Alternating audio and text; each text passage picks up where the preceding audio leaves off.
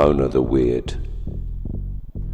From his brock on Broken Lock, Finn McCool of Erin watched the black mad hair leap and spin in the morning crisp, and the faded frost watched it evaporate, having burst into black smoke, lost, and the far-off cough howl of the crow will mean the free-faced Morrigan is now below and above, and will say the silent word that slices through you to sleep and wake then with her in the other world.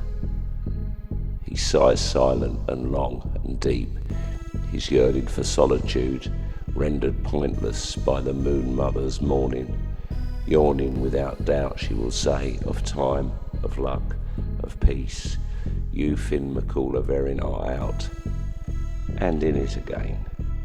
Dream now, Finn, like it or not, for she, the shadow-eyed black mother, comes, older than the sun, shape of the raven.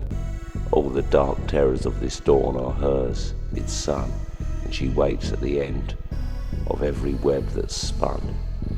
Feel her voice say, Finn, take up your ghost blade and come.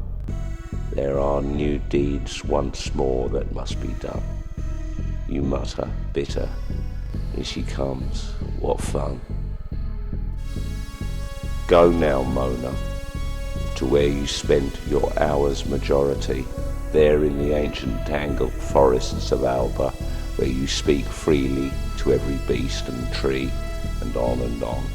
Mona the Weird, your mother watches you go with little sadness, because she knows you must, and because of every living thing within you are the strangest and most dangerous.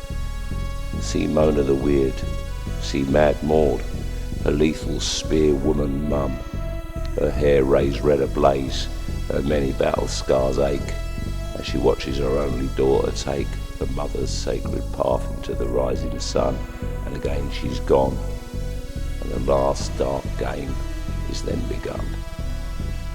In the other world, the Morrigan arrives, soft-feathered explosion black, the maiden, the woman, the hag. It is the woman Finn knows best. She is all men's best girl blessed. They hunt her three-legged and beg her to take them onwards to the beginning's end. She has come to the bone fields to collect us where we fell, and we will rise and fight and fall for her. Finn said, that's the deal, on this burning wheel, and that's what my friends, the crow mother's raven cat eyes reveal. Finn before her, that damn glint in his eyes. She cries, come closer, our favourite son, and show your dear old Nan your size and what you've now become. And if he could refuse, McCool complies. He approaches with well-warranted unease, but the maiden is missing and only mother and Nan are here. The first time ever. Finn glances about this. That's the body language required, and says, where's the kid? And Nan says instantly, she's gone to the other side, and suddenly the mother is behind him and adds, chimes, these are the endings, Finn, of our stories, our weavings of our lines. The lunatic god is coming, and he always must, for only loss and hard times can make us wise. And the trees now silent this long, long while speak their last songs to the last of us on the other side.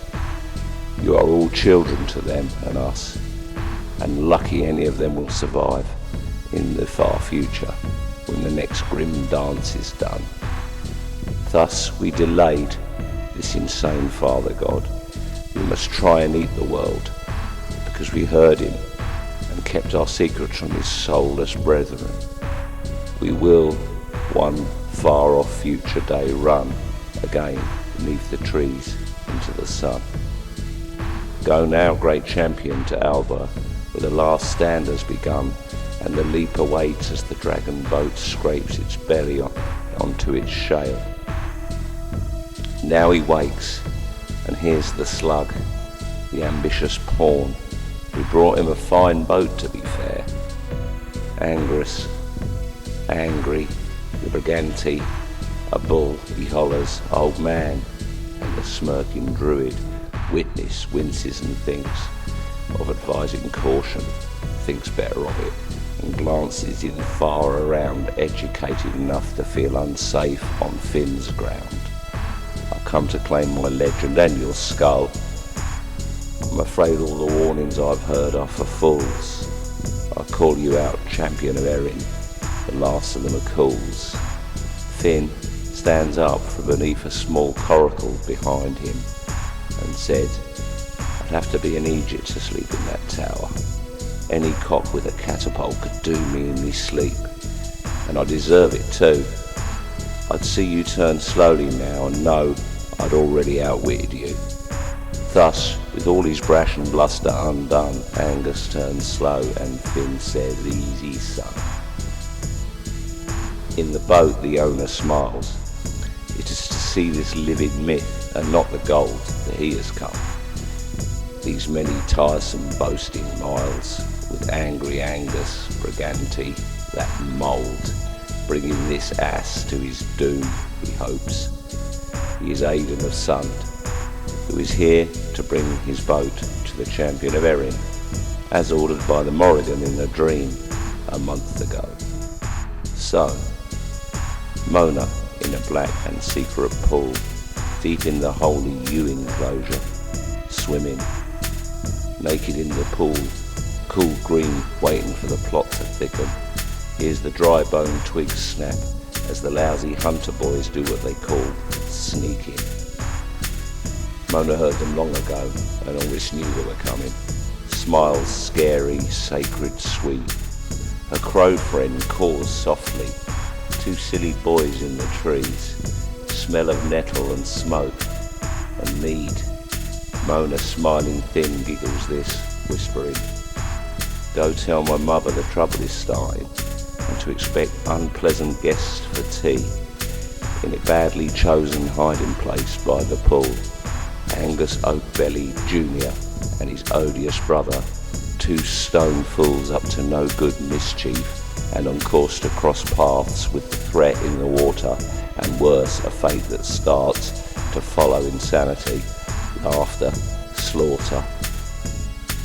And on shall we go to Samaria, where the vile bird thing swells disgusting in the belly of the priest Malik, possessed in his pursuit of the nest, the tiny vicious bird-eyed Seth, an old evil of immense power and foul hunger, shrieks soft at his shuddering high priest, his presence unbearable terror to most. You wet-gowned fool, have you gathered for me the greatest hunters? Have you crossed the known world to force them to my will? He has, Malik's sick, feathered shadow behind him, as he retches foul fluid and the blackness slops within him. We sail on the tide, squawks awful and grins hideous. In the dark hold of the speeding boat going northwest from Iberia, the strangers grim are gathered. Among the creaking gloom apart, the northerner speaks low in soft average Egyptian. He's heard at least two of the others use it. Have any of you been in the Britannia Isles before? He asked Noah. No, I've heard bad things from the Gaulish in Mother Greece. Tales only to scare children, says the equally dangerous-looking Spartan, aloof and cold-eyed. Am I a child? Asks the huge and obvious, equally dangerous-looking Northerner. I must be, because I'm afraid of these Keltor, the hidden. I've seen them fight. We will all die. A giant of African looks is nothing than a slim Indian girl, veiled and entirely shadowed, like serpent smoke joins them. Tell us, Norsemen, and we can make a plan to survive this. I wish to remain alive long enough to kill that disgusting priest, and all who kidnap my daughters to force me to be here. The bastards have my wife and son, the Northerner spits. I'll do what I have to. My mother and sister, says the African. When they are safe, I will kill that mad priest. He carries something hard to kill. A black old spirit rides him on a hunt. We are hounds. Spartan looks long at Kali and says, "Are you from India?" "Yes, and you are from Greece." The northerner is Billy of the Finland, one of the sea's greatest hunters. I know you all except this Maasai gentleman. I am a trapper.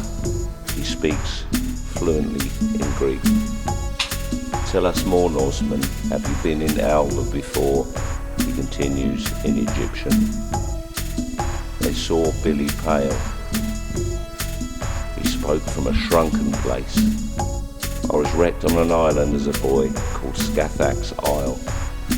My father, uncles, cousins and tribe, numbering 22 plus me a pup. The Keltoi send their best fighters there to learn from the lady of the island, Scathach herself. 2 of her students, girls, a bit older than me then, slaughtered the whole party. They were Crathini ghost fighters. Everyone who raised a weapon died. I did not, and I and our priest were spared and taken to the Queen. Scathach is not human. She is from an older race called the Dan. I was given to Norse traders soon after, but witnessed weirdness I cannot describe, and fighters I could not defeat. We are headed into the Crathini heartland. We face Druidry and the Triple Mother. We're fucked, I promise you. They return to the silence, grimmer now. And so in Alba, at Black Anna's pool, small fat Angus, the chief's son, fool, says, "Mona the Weird, well look at you," and leers glandular. His brother snorts and adds a pathetic whine. "Come drink and smoke nails with us, Mona. High times," he dreams and stiffens. Mona smirks and sympathises with the compliment within the nameless need. It's the ripped off wings she sees, a hunt begun. But no hunters or prey are silly boys like these.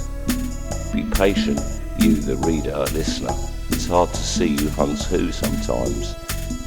Not today, she says flatly, and wobbling pale beneath the pool. Go away now, and it may save you.